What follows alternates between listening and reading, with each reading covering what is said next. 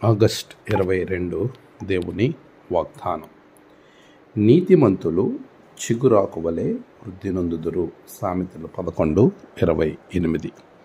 మన ప్రభువైన యేసుక్రీస్తు నామములో మీ అందరికీ ఈ ఉదయము శుభములు తెలియచేయచ్చు ఉన్నాను.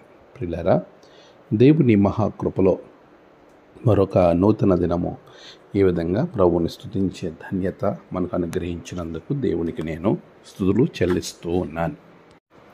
ఎలా ఉన్నారు? క్షేమంగా ఉన్నారు కదా? ప్రభు ఇచ్చే ఈ మంచి అవకాశము, ప్రతిదినము ఆయన వాగ్దానం ద్వారా మనం బలపరచబడి ఆయనలో ముందుకు వెళ్ళే గొప్ప ధన్యత దేవుడు మనకు అనుగ్రహిస్తున్నాడు.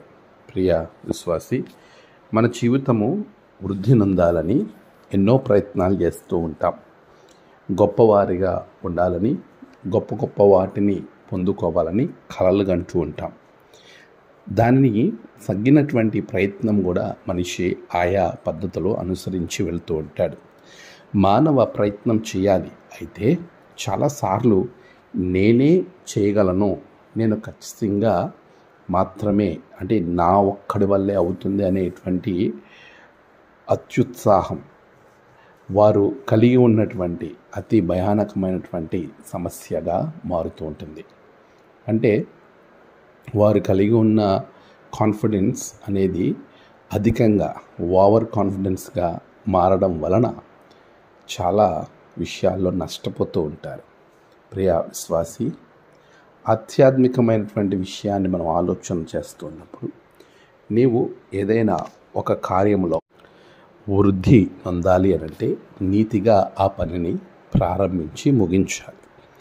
నీతిగా మనం చేయగలిగినప్పుడు మాత్రమే అందులో వృద్ధి అనేది నువ్వు పొందుకోగలుగుతావు. నీతిమంతులు మాత్రమే చిగురాకు వలె వృద్ధి నొందుదురు. ఒక ఆకు అది చిగురించినటువంటి క్షణం మొదలు అది పండుటాకుగా రాలే వరకు ఏ విధముగా అభివృద్ధి చెందుతుందో, తన కాలమందు ఎలాగైతే అది గొప్ప ఆకుగా వృద్ధి చెందుతుందో అలాగున నీ వృద్ధి కూడా ఉంటుంది. అంతే, అది ఎవరికి సాధ్యమనంటే కేవలము నీతిమంతులకు మాత్రమే. నీతి వదిలిపెట్టి ఇష్టానుసారంగా చేయాలి పనులు అనుకునే వారి జీవితంలో వృద్ధి అనేది ఉండదు అనే వాక్యము చాలా స్పష్టంగా తెలియజేస్తుంది. మనం వృద్ధిలోనికి రావటానికి నీతిగా జీవించాలి. మన దేవుడు నీతిమంతుడు కనుకనే మనము నీతి కలిగి ముందుకు వెళ్ళినప్పుడు నీవు నీ కుటుంబము వృద్ధిలోనికి వస్తారు. అట్టి కృప ప్రభువు మీకు అనుగ్రహించునుగాక. ఆమేన్. ప్రార్థన. సర్వోన్నతుడా, సకల ఆశీర్వచనములకు కారణభూతుడా, నీ ఉన్నతమైన శ్రేష్టమైన నామానికి వందనాలు. గడిచిన కాలం మీరు తోడుగా ఉండి ఈ ప్రత్యేకమైనటువంటి దినమున నీ బిడ్డల జీవితంలో గొప్ప కార్యాలు మీరు జరిగించి ఆశీర్వదించమని ప్రార్థించుచున్నాను. నేడు ప్రయాణాలు, పనులు అన్నిటిలో బిడ్డలకు తోడుగా ఉండండి. నేడు జన్మదినము, వాహదినము, ఆయా విశేష దినములు జరుపుకుంటున్న బిడ్డలను బహుగా దీవించండి. తమ ప్రియులను కోల్పోయి ఆదరణ కొరకు ఎదురు చూస్తున్న బిడ్డలకు ఆదరణ దయచేయండి. దినదీవనంత నింపి మీరే మహిమ పొందమని యేసు నామమున ప్రార్థించి వేడుకొంచున్నాము తండ్రి. ఆమేన్.